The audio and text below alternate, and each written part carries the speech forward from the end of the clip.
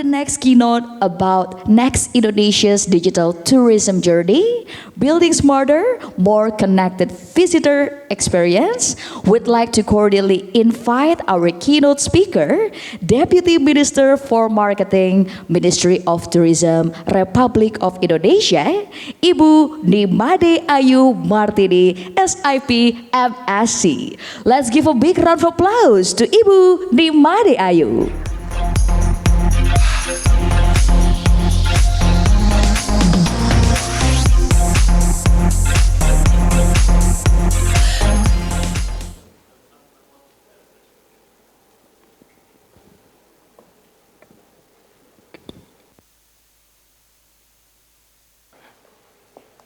Okay.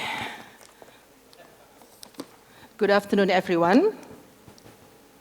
Okay, I think everyone is sleepy today. Good afternoon, everyone. Yes, that's what I want to hear. Have you had your lunch? How come? Sorry to keep you away from your lunch. Okay, I'll be quick. The OC told me that only 15 minutes today, but I promise you, I'll make sure you are all awake because we will talk about tourism. Tourism is a fun industry, it's a positive ecosystem.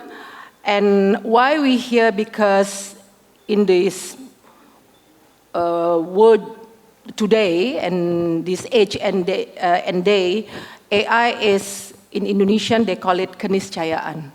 You like it or not, here we come, AI. So you cannot deny, you cannot postpone it, it's over there. So today, Minister of Tourism, I am, by the way, Made Ayu Marthini, Deputy Minister for Marketing at the Ministry of Tourism, will show you what we have and how we embrace AI in our tourism promotion, especially because that's what I'm representing today.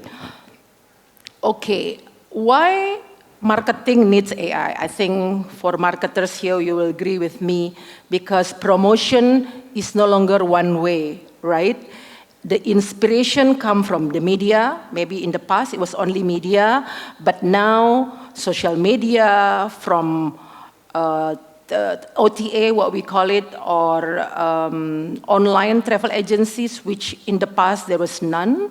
It was only travel agency, which is traditional one, where you come to the office, they write you itinerary, ticket and everything, but now you don't need.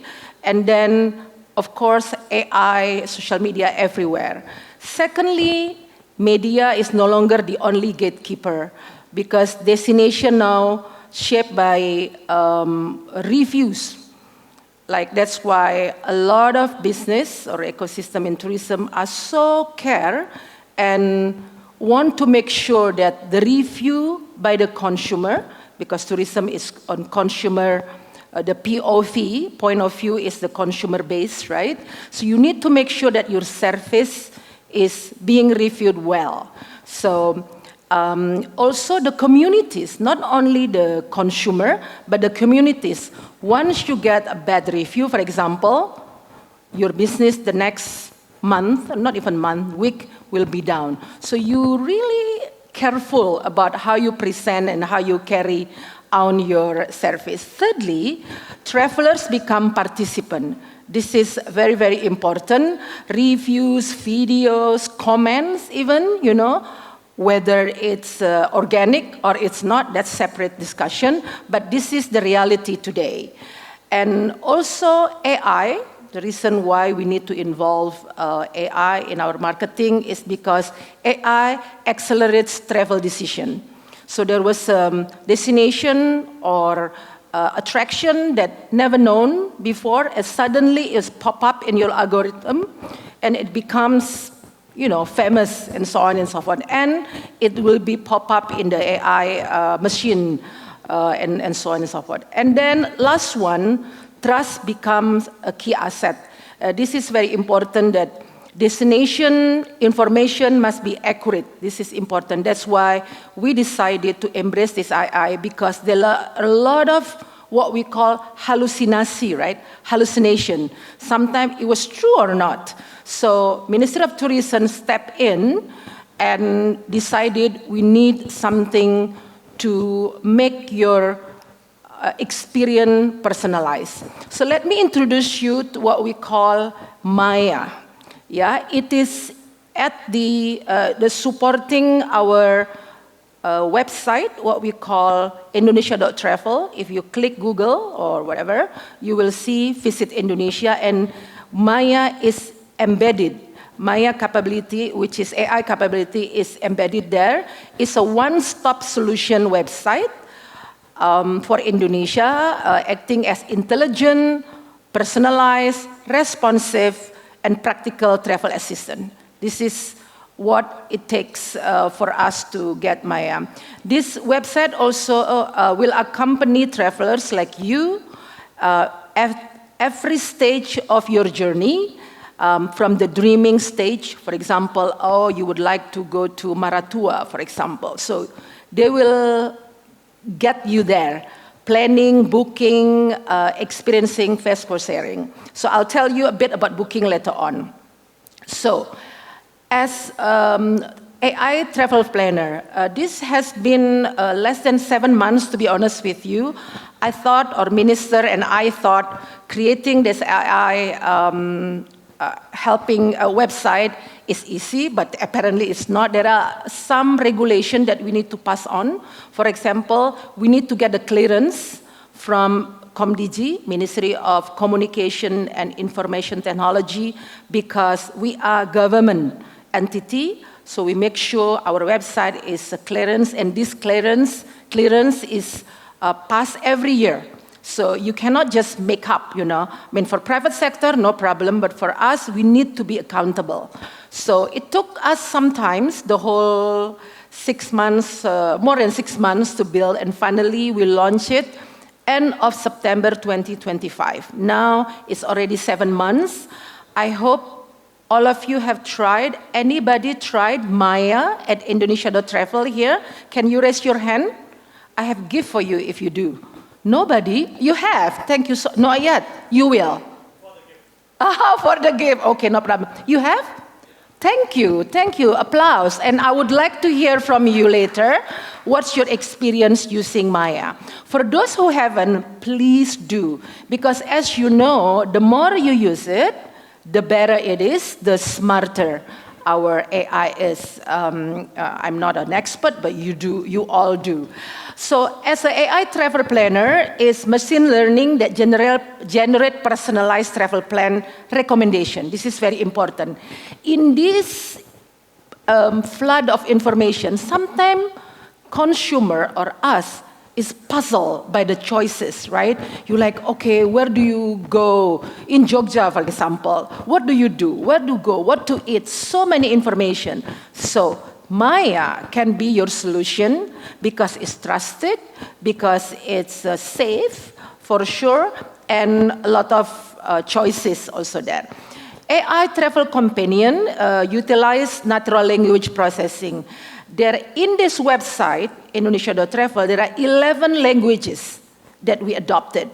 But for chatbot at our AI, all languages, you name it, yeah, from Russian to Arabic to Turkish, okay, all the World Cup team languages are over there. So don't worry, you can try.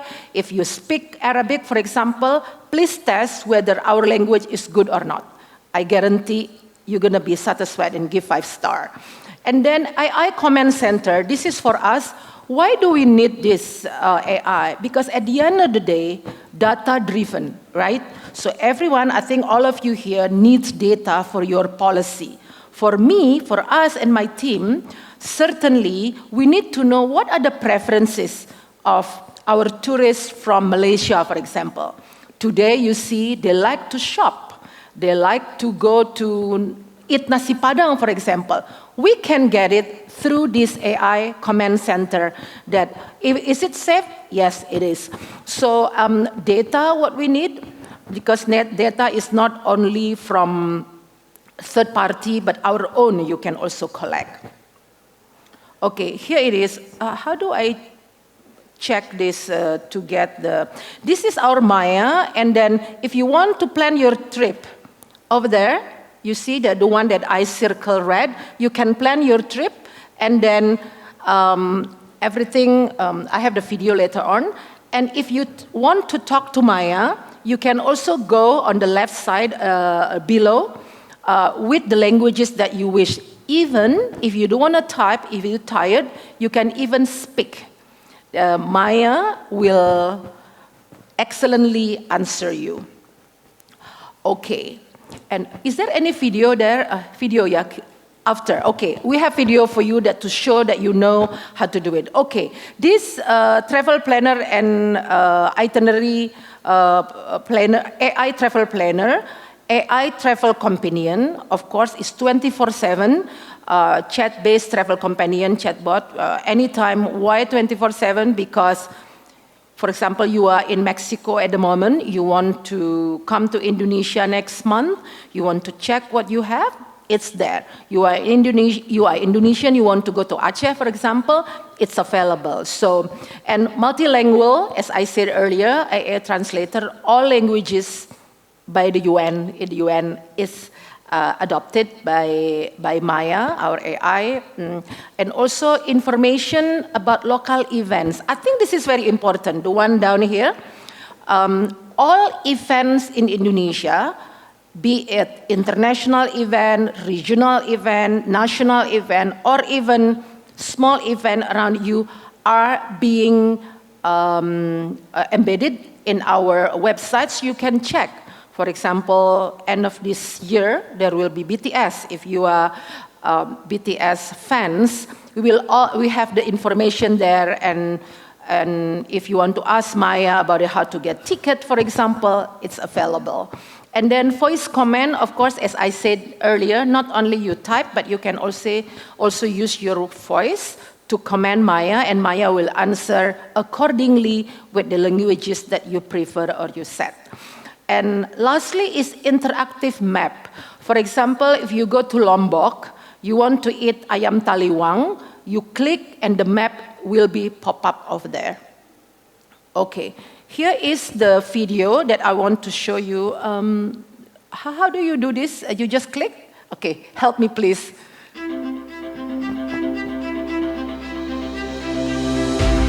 Hello, I am Maya, your AI travel assistant.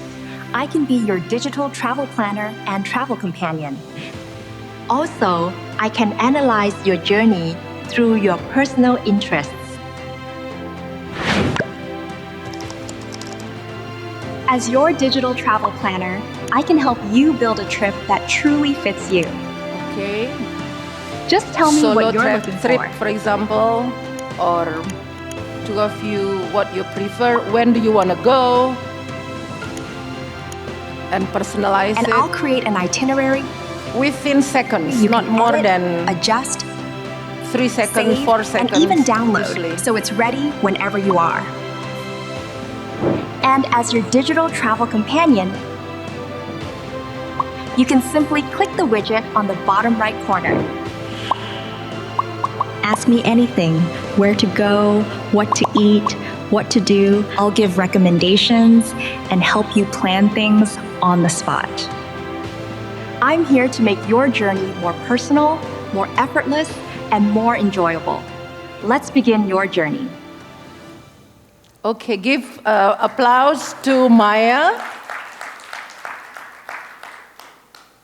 Okay, so Maya is out there, and then you probably wonder, what's the difference between using Maya and using ChatGPT or Cloud, whatever you have, right? So the difference is that Maya is safe in a way because it's protected, yeah, by government, and also the information that in it is curated. It's to avoid the hallucination effect, whereby sometimes you have it over there, so you can trust this platform. And also, okay, this is another video I can talk. And also this year, end of this year, we will try to use API. We will collaborate with our partner ecosystem partner, if you want to book, for example, a trip in Labuan Bajo, you can do it through this website. We are government, we cannot do business, but this goes straight to our partner. So why this is important is a marketing facilitation tools for our industry. So that way there are more opportunity for them to market it. Okay, so this is all Maya creativity, or it's not even invention, something that government or Ministry of Tourism doing. And so far the usage is quite promising. Foreign tourists that use this, we can see from the data that Japan, for example, Korea, UK, likes to use this AI, which is a good sign. And we hope that this AI capabilities is used more by foreign tourists as Indonesian tourists as a tool to personalize your trip and information. So I would like to invite all of you to try because everything is in website. So lastly, I'd like to, I don't want to say about all a good thing about it. Of course, there are challenges that we face with this AI, right? In a tourism sector. For example, about privacy, I'm sure this conference talk a lot about privacy. So if you worry about your location being known, your spending, but believe us, we don't use name because we have a law that regulate that. It's only the behavior that we look into the data. And then the accuracy also, and trust and accuracy, this is very important. The hallucination effect that I said, but with Maya and Indonesia the Travel, we can avoid that. And also challenges if we don't using AI is about the cultural nuance, right? Sometimes human connection is still important. That's why for us who in the tourism industry, the contact, human touch is still important. This is just one of the tools that we use, not the only one. We don't want to change and replace the hospitality of Indonesian, for example, with AI. No, we will not that. As you know, Indonesia is the friendliest country in the world. We want to keep that still intact, and we don't want to change it. This is just a tool, again, to help our market or consumer.